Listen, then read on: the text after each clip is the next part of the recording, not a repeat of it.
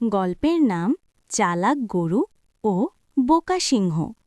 চরিত্র: লালি একটি বুদ্ধিমান গরু, শিরু বনের ক্ষুধার্ত সিংহ।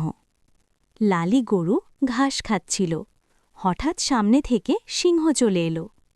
হা হা হা, আজ তোকে আমি খাবো, অনেক দিন ধরে তোর উপর নজর ছিল আমার। আরে সিংহ মামা, ভালোই হলো দেখা হলো। আমি তো তোমার কাছেই যাচ্ছিলাম একটা খবর দিতে। অবাক হয়ে, খবর? কিসের খবর? মামা, একটু আগেই বনের ওই ওপারে একটা বিশাল বড় সিংহ এসেছে। সে বলছে সে নাকি এই বনের নতুন রাজা। সে আমাকে পাঠালো তোমাকে বলতে যে তুমি যেন এই বন ছেড়ে চলে যাও, নইলে সে তোমাকে কাঁচা চিবিয়ে খাবে। রেগে গিয়ে, কি, আমার চেয়েও বড় সিংহ? সে কোথায়?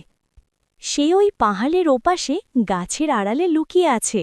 তুমি যদি এখন যাও তবেই তাকে ধরতে পারবে।